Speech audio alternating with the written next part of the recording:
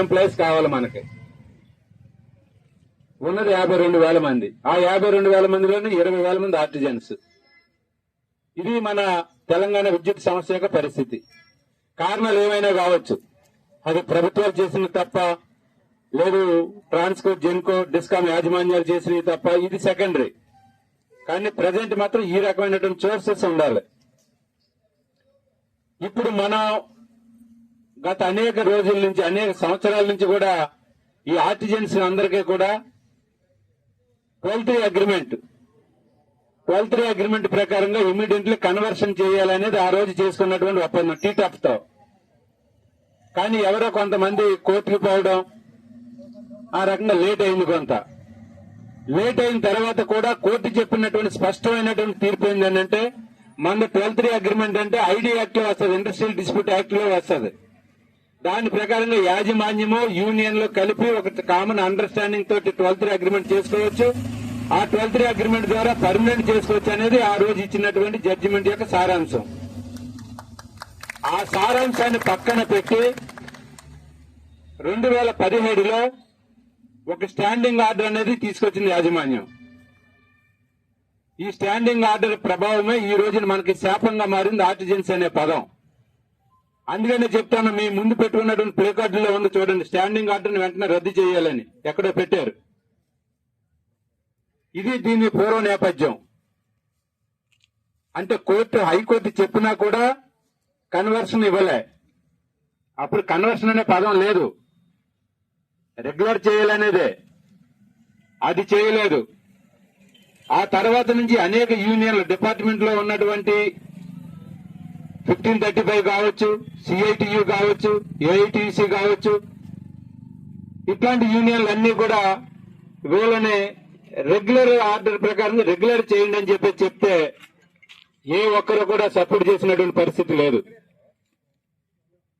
ఎందుకు లేదు అని అంటే అర్థం ఏంటంటే, డిపార్ట్మెంట్ నష్టాల్లో ఉంది, వీళ్ళందరినీ కన్వర్షన్ చేస్తే మళ్ళా కోట్ల రూపాయలు ఖర్చు అవుతుంది. ఈ రకంగా నేను స్వయంగా ప్రభాకర్ రావు గారు సీఎండీగా ఉన్నప్పుడు అనేక సార్లు రిప్రజెంటేషన్ ఇచ్చి మాట్లాడితే కోట్ల రూపాయలు ఖర్చులు వస్తాయని చెప్పారు.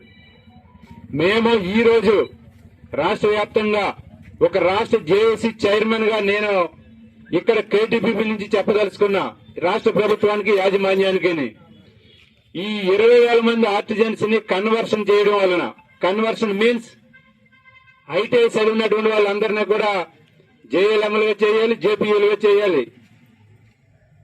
ఐటీఐ లేనటువంటి వాళ్ళు ఎవరైతే ఉన్నారో వాళ్ళు మజ్దూరుగా ఇవ్వాలి, సబార్డినేట్లుగా ఇవ్వాలి. ఇంకా కొన్ని చోట్ల ఇంకా అటెండర్ అనే పోస్ట్ నడుస్తుంది, అటెండర్ గా ఇవ్వాలి. డిప్లొమా చేసినటువంటి వాళ్ళు ఉన్నారు, వీళ్ళందరినీ కూడా సబ్ ఇంజనీర్లుగా కన్వర్షన్ ఇవ్వాలి. ఇట్లా ఇంకా చాలా చాలా పోస్టులు ఉన్నాయి డిపార్ట్మెంట్లు, అనేక రకాల పేర్లతో ఉన్నాయి.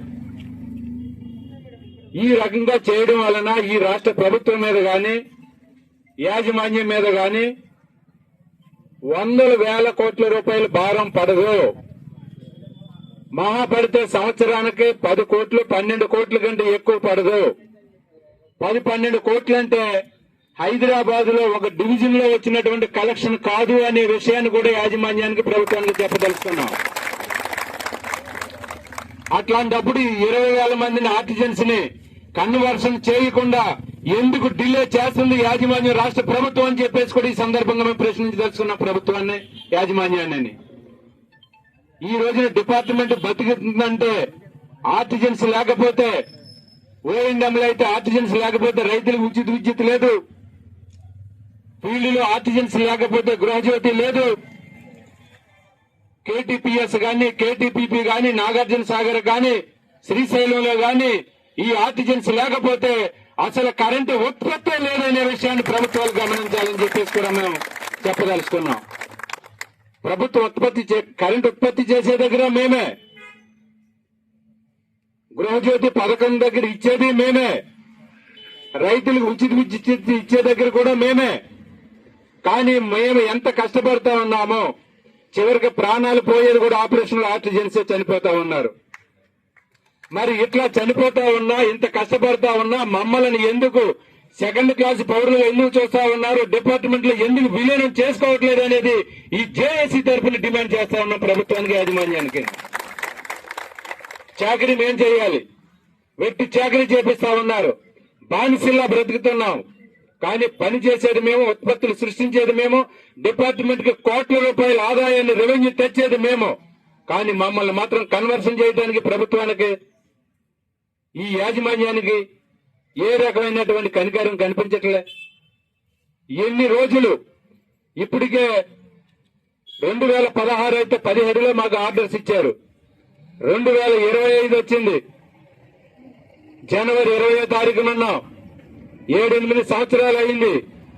ఈ డిమాండ్ తోటి నిరంతరం ప్రభుత్వంతో గాని యాజమాన్యంతో గాని నిరంతరం సంప్రదింపులు జరుపుతా ఉంటే రకరకాల కహానీలు చెప్తున్నారు తప్ప వీళ్ళకి కన్వర్షన్ చేయడానికి మా ప్రభుత్వం ఆలోచిస్తుందని ఇప్పుడు వచ్చిన ప్రభుత్వం గాని, పోయిన ప్రభుత్వం గాని, పోయిన సీఎండీలు గాని, ఇప్పుడున్న సీఎండీలు గాని చూస్తాము, ఆలోచన చేస్తాము, పరిశీలన చేస్తాము అని ముచ్చటే రావట్లే. కానీ మీ డిమాండ్ మాత్రం న్యాయమైందని మాత్రం ప్రతి వాళ్ళు అంటున్నారు. డిమాండ్ న్యాయమైనప్పుడు ఎందుకు కన్వర్షన్ చేయడం లేదనేది మేము ప్రశ్నిస్తా ఉన్నాం. మా డిమాండ్ న్యాయమైంది కదా, మరి ఎందుకు కన్వర్షన్ చేయడం లేదు? మీ డిమాండ్ తప్పు, మీరు కొండ మీద కోర్టును తీసుకురమ్మంటున్నారు, అది సాధ్యం కాదు అంటే మా డిమాండ్ తప్పు అని ఒప్పుకుంటాం. మీ డిమాండ్ న్యాయమైందని అంటారు. ఇప్పుడు మీ సీఈని ఎస్సీని కలుస్తాం, కలిసిన తర్వాత ఆయన కూడా మీ డిమాండ్ న్యాయమైందండి, ఈ ఆర్టిజెన్సీ లేకపోతే డిపార్ట్మెంటే బట్ట కట్టదు, భర్త కదు అని అంటారు. కానీ న్యాయమైన డిమాండ్ అన్నప్పుడు ఎందుకు కన్వర్షన్ చేయరు? కన్వర్షన్ చేయడం వల్ల మాకు